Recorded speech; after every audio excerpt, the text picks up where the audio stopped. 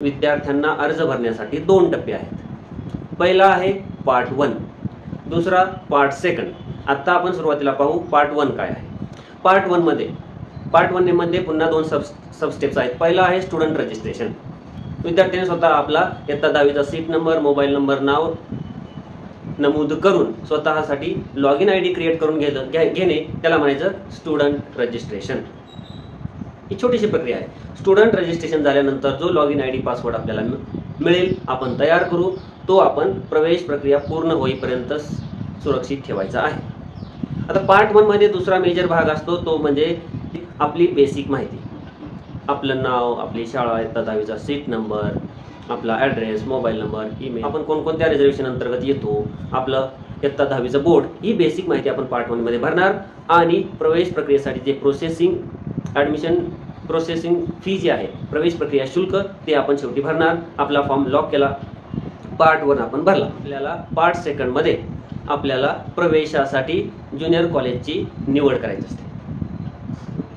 Part 2 आता भरायचा नाही। पार्ट 2 हा प्रत्येक प्रवेश फेरीच्या पूर्वी आपल्याला भरायचा असतो, भरता येतो। पहिल्या फेरीसाठी पार्ट 2 भरण्याची प्रक्रिया राज्य मंडळाचा, स्टेट बोर्डचा इयत्ता 10वीचा निकाल आल्यानंतर सुरू होईल। त्यासाठी वेगळं वेळापत्रक आपल्याला मिळेल।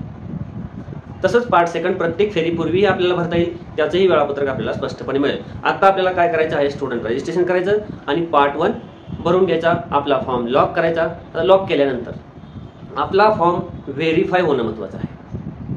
त्यासाठी आपल्याला फॉर्म व्हेरिफिकेशन आपलं झालं आहे किंवा नाही हे आपल्याला डॅशबोर्ड लॉग इन केल्यानंतर डॅशबोर्डवर दिसतं, form verified, form locked but not verified, verified और ऑटो व्हेरीफाईड, सेम। आपला फॉर्म पार्ट 1 भरल्यानंतर तो फॉर्म गायडन्स सेंटरकडून, आपल्याजवळ गायडन्स सेंटर कोणतं आहे त्यांच्या मार्फत, गायडन्स सेंटरची लिस्ट पोर्टलवर आहे, आपला फॉर्म व्हेरीफाय करून घेणं आवश्यक आहे। ज्या विद्यार्थ्यांच्या 10वीची शाळा ऑनलाईन एरियामध्ये आहे त्यांना त्यांच्या शाळेमधूनही फॉर्म व्हेरीफाय करून घेता येतील। तिथं शक्य नसेल तर जवळच्या गायडन्स सेंटर मार्फत आपल्याला आपला फॉर्म व्हेरीफाय करून घ्यायचा आहे।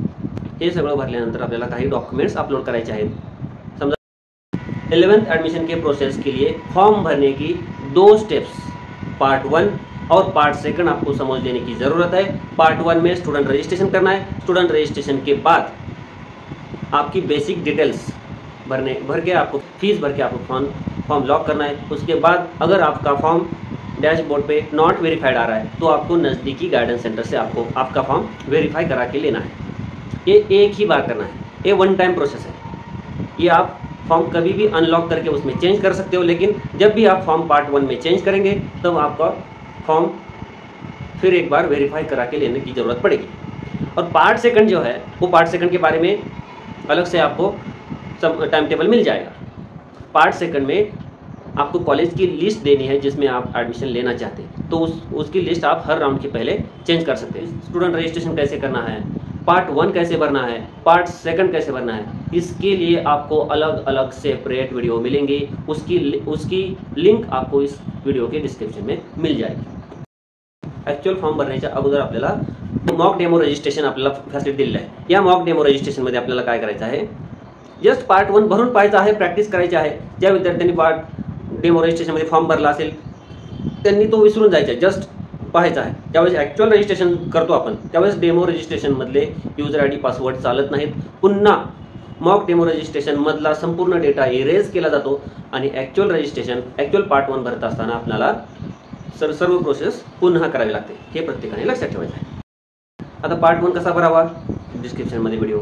पार्ट 2 कसा भरावा त्याचं टाइम टेबल येईल, त्याचाही व्हिडिओ आपल्या डिस्क्रिप्शनमध्ये मिळेल। त्यावेळेस इयत्ता 11वी प्रवेशासाठी आवश्यक डॉक्युमेंट्स कोणते, यासाठी सेपरेट व्हिडिओ आहे, डिस्क्रिप्शनमध्ये आपल्याला लिंक मिळेल की डॉक्युमेंट्स कोणकोणते आपल्याला आवश्यक आहेत। हे जे 5 रिजन आहेत, 5 ऑनलाईन ॲडमिशन रिजन, तर एक विद्यार्थी 2 ठिकाणी अप्लाय करू शकतो का, तर यस। 5 रिजनसाठी स्वतंत्र पोर्टल दिलेले आहेत, त्यामुळं एका विद्यार्थ्याला 2, 3, 5ही ठिकाणी वेगळा फॉर्म भरता येईल। परंतु जर ॲडमिशन घ्यायचं असेल तरच फॉर्म भरा। त्यामुळे फॉर्म भरण्याच्या अगोदर आपण चेक करा की आपण बरोबर त्याच सिटी एरियाच्या पोर्टलवर फॉर्म भरतोय। 2 ठिकाणी फॉर्म भरता येतो, त्यासाठी सेपरेट फीस भरावी लागते, सेपरेट फॉर्म व्हेरीफाय करून घ्यावा लागतो, त्याची अलॉटमेंट प्रोसेस सेपरेट प्रत्येकाची राबवली जाते। मॉक डेमो रजिस्ट्रेशनमध्ये आपण पार्ट 1 मध्ये कोणकोणत्या बाबी आहेत ते पाहू शकता, प्रॅक्टिस करू शकता, फॉर्म भरून पहा, लॉक करा, पुन्हा अनलॉक करा. ही प्रोसेस आपण पार्ट 1च्या मॉक डेमो रजिस्ट्रेशनमध्ये करू शकता. ॲक्च्युअल भरत असताना आपण मात्र काळजीपूर्वक फॉर्म भरले पाहिजेत. त्यासाठी हाऊ टू फिल पार्ट 1 हा व्हिडिओ नक्की पहा. आता ॲक्च्युअल ॲडमिशन प्रोसेस कसे होते? विद्यार्थ्यांनी पार्ट 1 भरला, आपला फॉर्म लॉक केला, फॉर्म व्हेरीफाय करून घेतला. आता वाट पाहिजे आहे 10वीच्या रिझल्ट नंतर पहिल्या फेरीसाठी पार्ट 2 भरण्याची प्रोसेस सुरू होईल. आता पार्ट 2 मध्ये काय करायचे आपल्याला? तर आपल्याला प्रवेश घेण्यासाठी जी कॉलेजेस आपण निवडलेली त्या अगोदरच निवडून ठेवा. त्याची लिस्ट आपल्याला पोर्टलवर मिळेल. ती अगोदर आपल्याला कोणती शाखा निवडायची आहे, कोणकोणते कॉलेजेसमध्ये आपल्याला ॲडमिशन घ्यायचं आहे, असे 10 कॉलेजेस निवडून ठेवायचे. पार्ट 2 मध्ये 10 कॉलेजची यादी आपल्याला देता येते. अशा पद्धतीने ही कॉलेजची लिस्ट निवडून ठेवा, आवश्यक असलेले डॉक्युमेंट काढून ठेवा. आणि पार्ट 2 ज्यावेळेस सुरू होईल त्याला आपण ऑप्शन फॉर्म म्हणतो. हा ऑप्शन फॉर्म प्रत्येक फेरीपूर्वी भरून दिला जातो. ॲडमिशन राऊंड जो असतो, तर ॲडमिशन राऊंडमध्ये 3 स्टेप्स असतात. पहिली स्टेप असते ऑप्शन फॉर्म भरून घेणं. त्यासाठी 2-3 दिवस दिले जातील. ऑप्शन फॉर्म बंद केल्यानंतर 2 दिवस आपल्याला अलॉटमेंटसाठी प्रोसेसिंग केली जाते, डेटा प्रोसेसिंग. अलॉटमेंट जाहीर केलं जातं. स्टुडंटच्या लॉगिनमध्ये दिसतं की या राऊंडमध्ये तुमच्या चॉईसपैकी मला हे कॉलेज ॲडमिशनसाठी मिळालेलं आहे. काही जणांना मिळालं नसेल त्यांनी पुढच्या राऊंडमध्ये पुन्हा ऑप्शन फॉर्म भरायचा. आणि तिसरी स्टेप असते ॲडमिशन घेण्यासाठी 2-3 दिवस. म्हणजे पार्ट 2 मध्ये तुम्ही ऑप्शन फॉर्म भरला, लॉक केला, अलॉटमेंट होईल. पहा राऊंड कशा पद्धतीने चालतो. ऑप्शन फॉर्म भरला, लॉक केला, अलॉटमेंट होईल. अलॉटमेंट झालं की तुम्हाला ॲडमिशनसाठी वेळ दिला जाईल 2-3 दिवस. त्या वेळेमध्ये आपण कॉलेजमध्ये जाऊन ॲडमिशन घेणं आवश्यक आहे. जर आपण ॲडमिशन नाही घेतलं तर त्या राऊंडचं आपलं अलॉटमेंट कॅन्सल झालं, आपल्याला पुढच्या राऊंडला पुन्हा ट्राय करावं लागेल. तर या स्टेप्स आपण लक्षात ठेवायच्या आहेत. एकंदर ॲडमिशन प्रोसेस या 5 शहरांसाठी आहे. फॉर्म भरण्यासाठी पार्ट 1 आणि पार्ट 2 2 फॉर्म आपल्याला भरायचे आहेत. फॉर्म लॉक करून व्हेरीफाय करून घ्यायचा आहे पार्ट 1. आणि पार्ट 2 मध्ये आपल्याला ॲडमिशनसाठी 10 कॉलेजेस निवडून ठेवायचे आहेत. प्रत्येक राऊंडला आपण ऑप्शन फॉर्म भरणार, अलॉटमेंट होणार आणि ॲडमिशनसाठी वेळ दिला जाणार. प्रत्येक ॲक्टिव्हिटी टाइम टेबलमध्ये दिलेल्या वेळेप्रमाणे करा. Each and every activity should be done in given time. Portal पर दिए हुए नोटिफिकेशन अनाउंसमेंट पड़ रही है, उसमें आपको अपडेट्स मिल जाएंगे.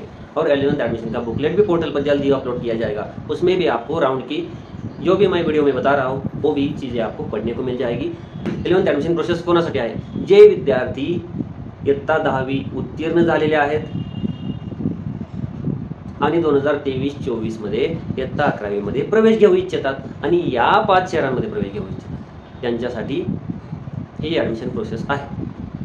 आता जे विद्यार्थी स्टेट बोर्डचे ATKT मिळवून 11वी मध्ये प्रवेशास पात्र झालेले आहेत त्यांना सुद्धा यामध्ये फॉर्म भरता येईल, परंतु आत्ता नाही. ATKT विद्यार्थ्यांनी फॉर्म आत्ता भरायचा नाही.